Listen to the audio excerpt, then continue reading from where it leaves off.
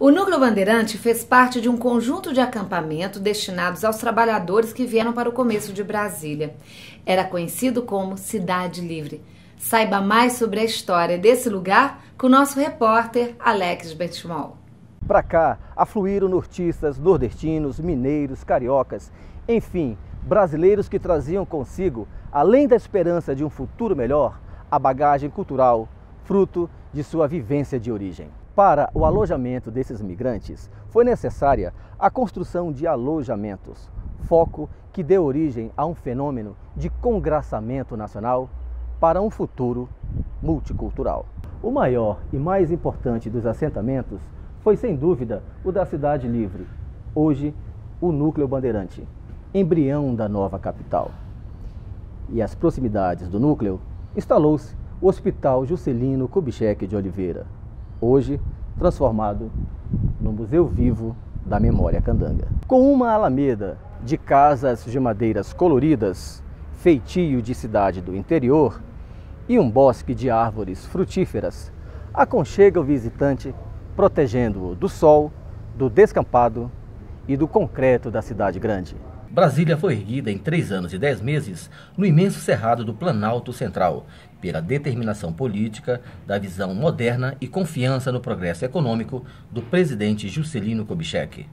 Atendendo à sua convocação, milhares de brasileiros saíram de sua terra natal para construir a tão sonhada capital federal. E começaram com os primeiros acampamentos e vilas, que abrigaram os operários, engenheiros e profissionais que vieram administrar e construir Brasília. Topograficamente situado num platô privilegiado da região administrativa do Núcleo Bandeirante, o Museu Vivo da Memória Candanga é formado por 18 edificações originais do conjunto HJKO. Em 26 de abril de 1990, o museu foi inaugurado, depois de minucioso trabalho de restauro feito por arquitetos, engenheiros, antropólogos e técnicos.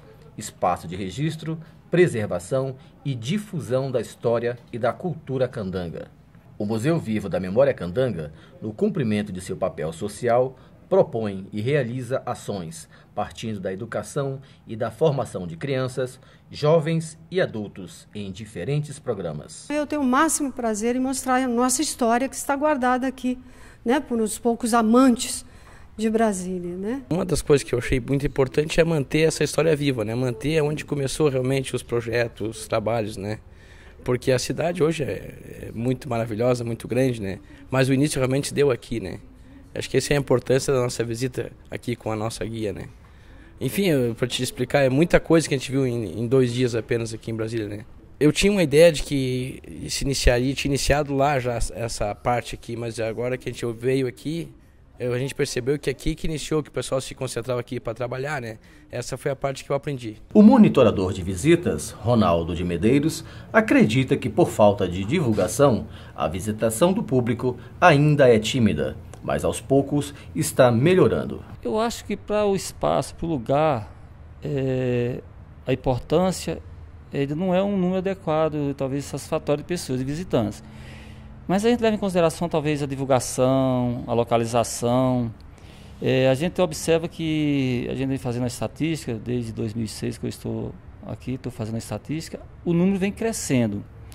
A gente recebia um número bem inferior ao que nós recebemos hoje, né? Hoje nós recebemos aí por volta de 16 mil pessoas ano, né? O maior número de visitantes são as escolas, né? Principalmente a escola da rede pública, né? Ensino fundamental, porque o conteúdo que eles vão ver na visita e vão ouvir, né, nas histórias, nos filmes, na visitação à exposição, tem muito a ver com o que eles estão estudando no momento, né? No 4º ano, né? Então, o maior número de visitantes são as escolas da rede pública, né? Mas também tem as visitas espontâneas, né, que são grupos que vêm visitar Brasília.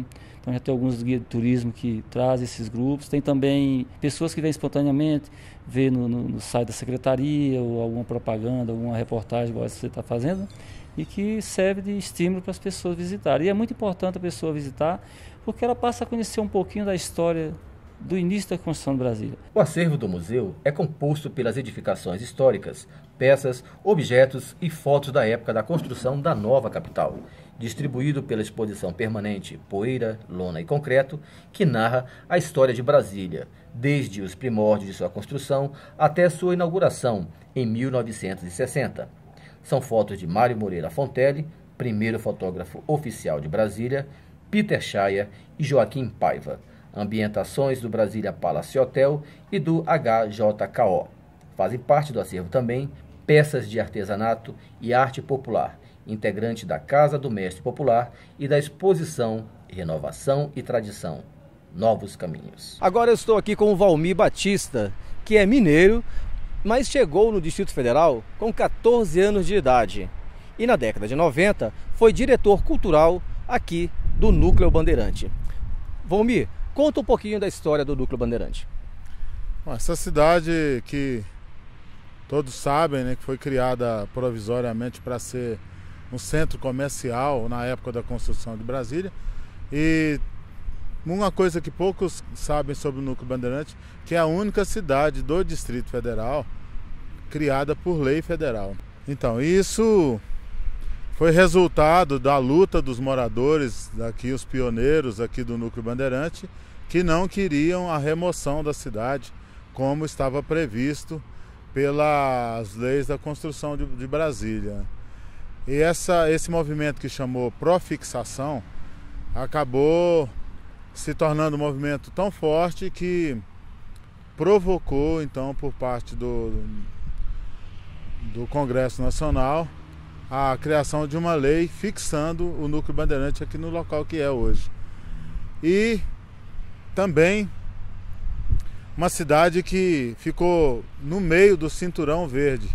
É outra história que poucas pessoas, hoje principalmente no Distrito Federal, conhecem, que é a história do Cinturão Verde, que seria uma grande área em volta de Brasília, formada apenas por grandes mansões e, lógico, que habitada também por pessoas de poder aquisitivo alto, e que a intenção era proteger Brasília. Era um cinturão verde, porque teria grandes áreas verdes, porque seriam grandes mansões.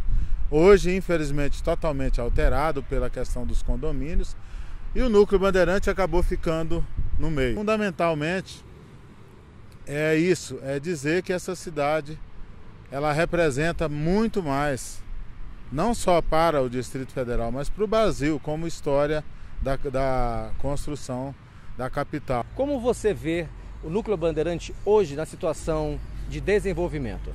Como você disse, aqui é o principal portão de entrada de Brasília, né? Aqui vem as principais vias terrestres, né, do país, entram por aqui, e também a via aérea, que é o aeroporto aqui do lado. Mas, infelizmente, essa questão do comércio, que foi o grande aspecto positivo do Núcleo Bandeirante durante toda a sua existência, hoje está um pouco prejudicado, principalmente no aspecto cultural. O Núcleo Bandeirante tinha, até pouco tempo, um fator de referência sobre a gastronomia regional, por exemplo, do Brasil. Nós tínhamos a feira permanente do Núcleo Bandeirante, que era um ponto turístico, o Mercadão, e hoje está se perdendo um pouco essa tradição, devido, eu acho, que a falta de própria organização da população, né?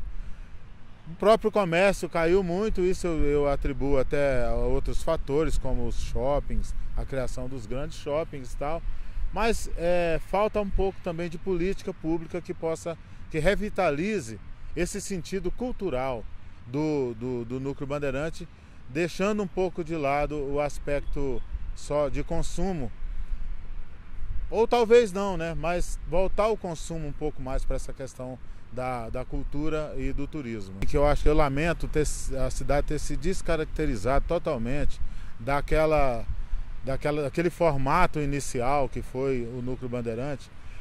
A gente tem que entender até certo ponto o desenvolvimento e tal, mas uma cidade como era o Núcleo Bandeirante, bonita, toda construída de madeira, as lojas, as lojinhas, tudo no mesmo formato, era uma coisa muito bonita, e infelizmente isso foi também por alguns políticos que passaram por aqui, foi totalmente descaracterizado. E a questão cultural, principalmente como você falou, como negócio.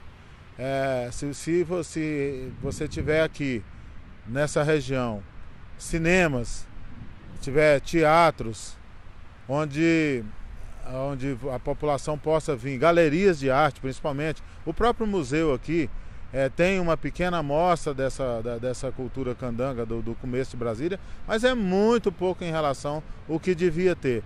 Lógico que, como eu disse também no meio dessa conversa, muita coisa foi perdida propositalmente para que não se soubessem desses detalhes sobre o Núcleo Bandeirante, né? Mas tem muita coisa que pode ser recriada e servir como referência, ao invés de estar criando essa história da construção de Brasília lá no plano piloto, construir aqui no Núcleo Bandeirante, para que o turista venha e saiba da história. O museu conta ainda com as oficinas do saber fazer. São oficinas de artesanato e arte popular à comunidade em geral. A professora de tecelagem, Luciana Maia, fala um pouco sobre essas oficinas. As oficinas do museu, elas chamam oficinas do saber fazer. Elas trabalham com os saberes que os candangos trouxeram quando vieram para a construção de Brasília. Então, na realidade, ela trabalha com o saber, com a história que as pessoas trazem, né, com a sua cultura, com a sua memória. E é isso que a gente trabalha aqui nas oficinas do museu, nas diversas oficinas do museu. Qual a principal proposta dessas oficinas? É a gente trabalhar a cultura que as pessoas trouxeram, né, a sua tradição, com a cultura atual que a gente tem hoje, né? E na realidade construir essa cultura, né? Ela não é estanque, né? Ela está sempre em movimento, está sendo feita a todo momento, né? Essa é a proposta. A gente está trabalhando, mostrando a importância do passado, da memória, né? E como é que ela vai agir hoje em dia. Agora fala pra gente quantas são as oficinas, quais são, e a sua especificamente, que é tecelagem, né? Isso. Bom, o museu hoje em dia tem oficina da cerâmica, oficina de tecelagem, oficina de papel, que está trabalhando com papier-mâché, oficina da memória e a oficina de gravura, né? São as oficinas que a gente está oferecendo no momento aqui no museu. Tá? Essa que a gente está agora é a oficina de tecelagem. A gente trabalha com diversos tipos de teares aqui. Então a gente tem uma diversidade muito grande de tipos de teares que te dão tipos de tecidos diferentes para utilidades diferentes também. Bom, ele é oferecido gratuitamente à comunidade. Geralmente as oficinas começam a partir de 14 anos de idade, daí até a idade que a pessoa quiser vir aqui no museu. A gente tem pessoas de bastante idade trabalhando com a gente, né? E essa troca também é muito interessante, né? Os mais velhos trabalhando com os mais novos e tudo que cada um pode trazer. Quer dizer, cada um traz a sua história e vem trabalhar ela dentro de uma das linguagens do museu. Pode ter informação no 3327-4405, ouvindo até o museu. As inscrições, quando os cursos estão abertos, a gente divulga nos meios de comunicação da cidade e a pessoa vem fazer a inscrição pessoalmente aqui no museu. O terceiro episódio do Doc Tem Núcleo Bandeirante fica por aqui. Mas na próxima semana você vai acompanhar o quarto e último episódio do Doc Tem Núcleo Bandeirante. A gente se vê por lá.